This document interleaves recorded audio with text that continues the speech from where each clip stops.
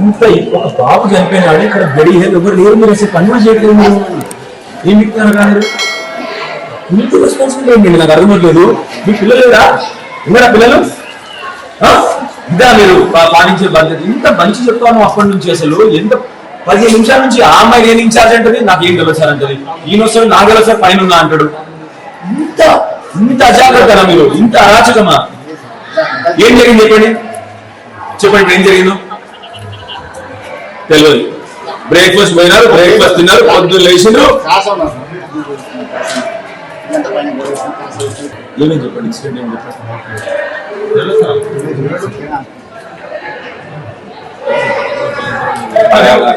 పక్కన పిల్లలు వీళ్ళకి ఏం తెలుసు స్టాఫ్ ఇంట్రెస్ట్ లేదు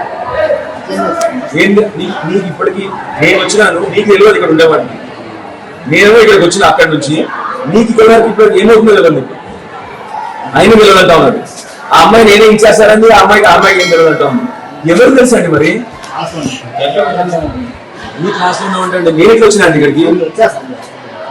మీకు కనీసం ఇన్సిడెంట్ ఏమైనా స్కూల్లో తెలియకపోతే ఎట్లా అండి నాకు అర్థమవట్లేదు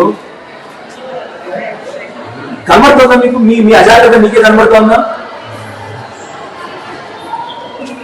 ఎవరు తెలుసు మరి ఇన్సిడెంట్ ఏమైందో ఇక్కడ ఏమైందంటే ఎవరు తెలియదు అందరూ కూడా మోహన్ చాట్ వేసినారు నేను వచ్చిన అక్కడి నుంచి ఇక్కడ వరకు ఇప్పటికీ పన్న డాక్టర్తో మాట్లాడిన ఆల్రెడీ ఏం జరుగుతుందని చెప్పేసి మీరు స్కూల్లో పనిచేస్తున్న యజమానికి తెలియకపోతే ఎట్లా మీ పిల్లలకి తెలుసుకుంటారా మీరు నాకు తెలిసి నేను వచ్చింది ఇక్కడికి ఇప్పటికి 10 మంది డాక్టర్తో నేను మాట్లాడాను ఎవరికి ఇక్కడ ఏమైనా తెలియదు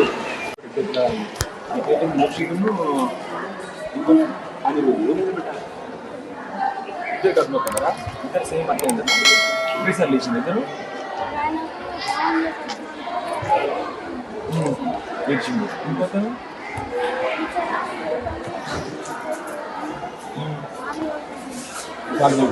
పొద్దునే 8 గంటలకు ఈ పెద్దాపూర్ రెసిడెన్షియల్ స్కూల్ నుండి కాదు ఆర్డీఓ గారికి ఫోన్ చేస్తే మేము పని మీద ఆర్డీఓ గారు చెప్పడం జరిగింది ఇక్కడ ఒక బాబు సీరియస్ ఉన్నాడని ఎల్లారెడ్డి పేరు సిరిసిల్ల బాబు అని చెప్పేసి ఆ బాబుకి కనుక్కుంటే హాస్పిటల్లో ఇప్పుడు ఆ బాబు చనిపోయినాడని కూడా చెప్పినారు